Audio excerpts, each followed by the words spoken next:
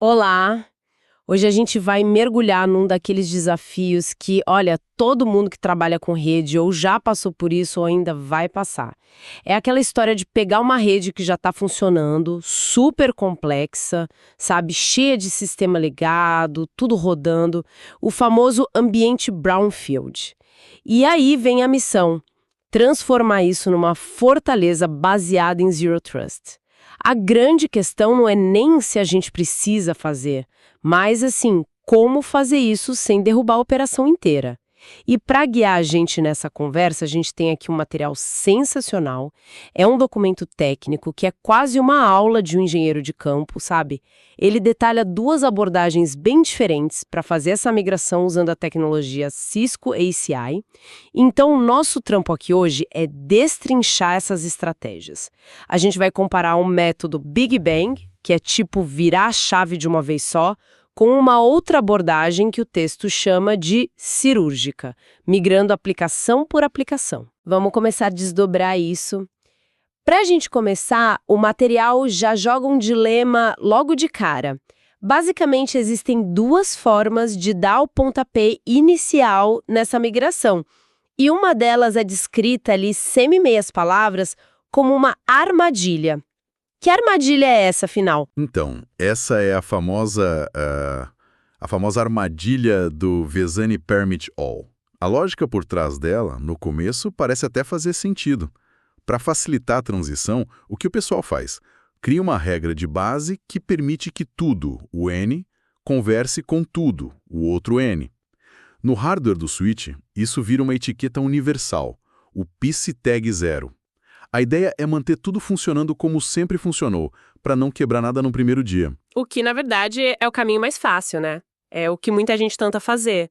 Você liga a tecnologia nova, mas no fundo faz ela se comportar igualzinho à rede antiga para evitar dor de cabeça. Exato, é a tentação. Mas é justamente aí que mora o perigo, o que o material chama de a armadilha aditiva. O problema todo está em como o ACI processa as regras. Ele não funciona como o firewall antigo, com uma lista de cima para baixo. Ele usa uma lógica de união. Lógica de união, o que isso significa na prática, no dia a dia? Significa que as regras são somadas. Pensa assim, você quer proteger um servidor web, tá? Aí você vai lá e cria um contrato super detalhado, permitindo só as portas 80 e 443. A sua expectativa é que o servidor só aceite isso a partir de agora. Peraí, deixa eu ver se eu entendi. Quer dizer que o engenheiro passa horas criando uma política de segurança super detalhada, clica lá em aplicar e nada. O servidor continua totalmente exposto. Exatamente. É por isso que o texto chama de cenário de pesadelo. A interface até te mostra que a regra está lá, te dá uma falsa sensação de segurança. Mas por baixo dos panos, a regra global do VZN está simplesmente ignorando todo o seu trabalho. A união de permitir tudo com permitir porta 443 continua sendo permitir tudo. Ah, agora a analogia da fechadura mestra que o guia usa faz todo sentido. Não adianta eu criar uma chave nova super específica para aquela porta se a chave mestra do VN continua lá abrindo para qualquer um. É isso. É exatamente isso. E o pior é tentar sair dessa cilada. Para fechar a porta de verdade, você teria basicamente duas opções. A primeira seria remover a regra do VN, o que, claro, quebraria a comunicação da sua rede inteira de uma só vez. A segunda seria criar regras de deny, de bloqueio, para todo o resto do universo, o que na prática é, assim, impossível de gerenciar. Vira um monstro. É um beco sem saída. Ok, a armadilha ficou bem clara. Imagina então que o guia propõe um caminho totalmente diferente. Totalmente diferente. A alternativa que ele apresenta é a estratégia do Preferred Group, e ela inverte completamente a lógica. Em vez de ser uma estratégia de adição, ela é uma estratégia de exclusão. A metáfora que o documento usa é muito boa. Ele propõe a criação de dois mundos dentro da mesma rede. O primeiro é o clube aberto. Você coloca todos os seus sistemas, os EPGs, lá dentro como membros, e eles podem conversar livremente entre si, simulando exatamente o comportamento da sua rede legada. Certo, então no estado inicial nada muda, tudo continua funcionando.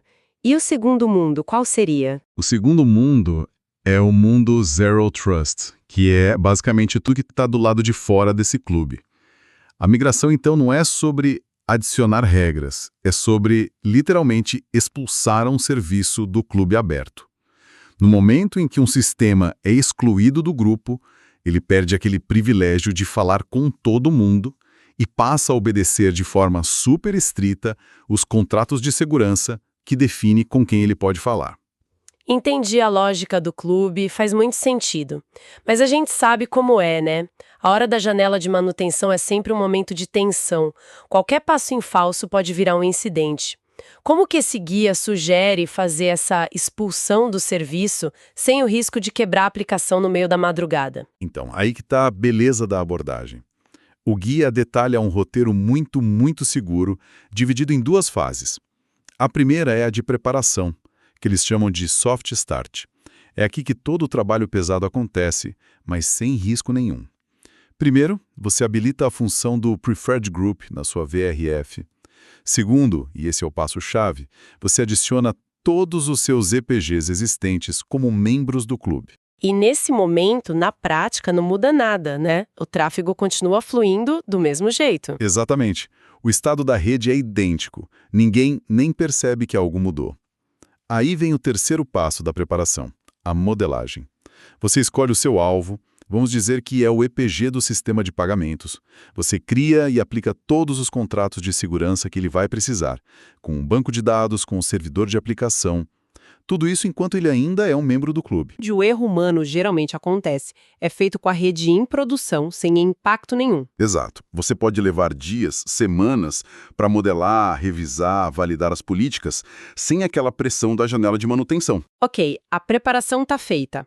E a execução? A hora da virada de chave? A execução, que é a fase 2, o hardening, é a parte mais simples, quase anticlimática. Durante a janela de manutenção, a única coisa que o engenheiro precisa fazer é ir na configuração daquele PG de pagamentos e mudar o status dele de include para exclude. É um único clique. O único clique soa, assim, quase mágico demais. E a gente sabe que em TI não tem mágica. Qual é a pegadinha? O que pode dar errado nesse momento? A sua desconfiança é de todo bom engenheiro. E o guia aborda isso sim. No momento do clique, o que acontece no hardware é instantâneo. O sistema de pagamentos perde aquele PC Tag universal do clube e ganha um PC Tag só dele específico. A partir daí, o switch para de usar a regra livre e passa a consultar aqueles contratos que a gente já tinha pré-configurado. O sistema entra em modo Zero Trust. O risco, a pegadinha que você falou, são as dependências que você pode ter esquecido. Aquelas comunicações legítimas que não foram mapeadas na fase 1. Se resolvem em minutos. E tem um detalhe crucial que o guia chama de o pulo do gato. Quando você tira o sistema de pagamentos do clube, por padrão, ele também perde a comunicação com os membros que ficaram lá dentro. Se ele precisa falar com um banco de dados antigo que ainda não foi migrado, essa comunicação vai parar de funcionar. E como que se lida com isso durante a transição? Que pode levar meses. A solução tática é criar o que o guia chama de contratos ponte, que permitem explicitamente essa comunicação entre um membro excluído e os membros do clube. Mas a melhor prática, que é o que eles recomendam fortemente, é migrar ilhas de aplicação. Ou seja, em vez de migrar só o servidor web, você mapeia a aplicação inteira, web, aplicação e banco de dados, e expulsa todos eles do clube de uma vez só. Assim, você minimiza muito a dependência de serviços externos que ainda estão no mundo legado. Perfeito. Então, a gente migrou o sistema, ele está seguro, está isolado. Mas isso me levanta outra questão. Num firewall tradicional, quando algo para de funcionar, a primeira coisa que a gente faz é olhar os logs de deny, né? A gente vê exatamente o que foi bloqueado e por quê. A gente consegue ter essa mesma visibilidade aqui ou a gente fica meio no escuro depois de migrar? Ótima pergunta. Essa é a preocupação número 1 de qualquer equipe de operações. E o documento apresenta uma arquitetura bem elegante para isso, a do Donnie Anilog.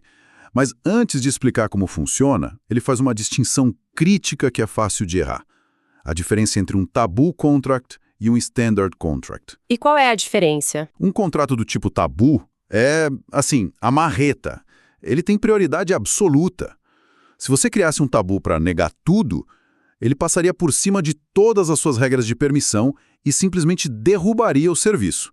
Nenhuma comunicação passaria, ponto final. Entendi. Então, definitivamente, não é isso que a gente quer. Não mesmo. A abordagem correta é usar um Standard Contract com uma ação de done-any. Esse tipo de contrato compete no mesmo nível que os outros.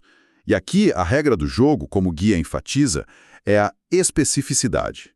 Uma regra mais específica sempre vai ganhar de uma regra mais genérica. Certo. E como que a gente aplica isso para criar um log de bloqueios? O guia dá um exemplo perfeito. Imagine que você tem uma regra bem específica permitindo o tráfego na porta 443 para o seu servidor web. Um contrato bem definido. Ao mesmo tempo, você cria uma outra regra super genérica, um catch-all, que nega qualquer tipo de tráfego de N para N. E o mais importante, você habilita o log nessa regra de negação. Ah, saquei. Então, quando um tráfego legítimo na porta 443 chega... O switch olha as duas regras. A da porta 443 é muito mais específica do que a regra qualquer coisa para qualquer coisa. Então, a regra específica ganha, o tráfego é permitido e o serviço web funciona. Mas qualquer outra tentativa de acesso em qualquer outra porta não vai ter uma regra específica de permissão. Aí ela vai cair na regra genérica, que é menos específica, que vai bloquear e, o ponto crucial, vai registrar essa tentativa num log. Fantástico. Então, além da segurança, essa técnica entrega uma ferramenta de diagnóstico poderosa. A equipe pode ver em tempo real as tentativas de acesso indevidas, ou, o que talvez seja até mais importante, descobrir aquelas comunicações legítimas que foram esquecidas no planejamento. O log mostra exatamente o que precisa ser permitido. Exatamente. Só tem um alerta de performance importante no material. Habilitar log num contrato tão abrangente pode gerar um volume de eventos muito grande. Isso consome recursos da CPU do switch e algo que precisa ser monitorado de perto, sabe? Para não impactar a performance geral. Faz todo sentido. E se mesmo com o log ainda ficar aquela dúvida? Sabe como é? Às vezes o problema é complexo, uma equipe aponta para outra. Existe uma forma de ter 100% de certeza, uma prova final, do porquê um pacote foi bloqueado? Sim. E para isso o guia apresenta o que ele chama de arma de validação final, o ELAN, que é o Embedded Logic Analyzer Module. O propósito do ELAN é simples e muito poderoso. Provar diretamente no hardware do switch, lá no chip, por que um pacote específico foi descartado. Não tem margem para interpretação, é a verdade do hardware. E como isso funciona na prática? Parece ser algo super complexo de usar. Na verdade, o processo é bem direto.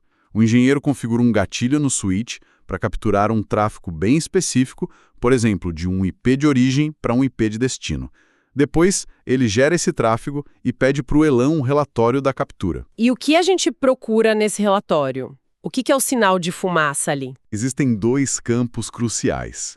O primeiro é o drop code. Se o valor for algo como security group ou contract, isso já é a primeira prova. O bloqueio foi por uma política de segurança, não por um problema de roteamento ou outra coisa. E a segunda informação, a mais importante de todas, é o Hit Rule ID. É o número de identificação da regra que efetivamente causou o bloqueio. E com esse número em mãos? Com esse número, o engenheiro vai na linha de comando do switch e consegue cruzar essa informação para ver a qual política aquele ID pertence. Ele vai confirmar, com 100% de certeza, que foi exatamente o contrato Catch All Deny que bloqueou o pacote. É, assim, o fim da discussão. Então, o que tudo isso significa, no final das contas, significa que essa migração para Zero Trust, que parece uma montanha, não precisa ser um evento traumático de tudo ou nada. A estratégia do Preferred Group oferece um caminho granular, seguro e, o que é fundamental, reversível. E com ferramentas como Catch All Deny e a validação com ELAN, a equipe ganha não só segurança, mas uma visibilidade profunda sobre a rede. Transforma o desconhecido em algo totalmente conhecido e controlado. Exato. É o que o pessoal no material chama, de um jeito bem legal, de engenharia de combate. É sobre ter precisão cirúrgica para modernizar um ambiente crítico em pleno funcionamento. A mudança fundamental aqui, e acho que esse é o grande insight, é de mentalidade. A rede deixa de ser uma lista de regras processada de cima para baixo, sabe? Sequencialmente, como um firewall antigo. Ela passa a ser um sistema lógico, onde a especificidade e a prioridade da regra determinam o resultado. Não importa mais a ordem, importa o quão específica é a intenção que você declarou. E isso nos deixa com a reflexão final que o próprio texto inspira. Se a lógica da rede agora se baseia mais em especificidade do que em ordem sequencial de regras, como isso muda a forma como as equipes devem pensar na solução de problemas de conectividade do dia a dia, mesmo depois que a migração de segurança inicial já terminou?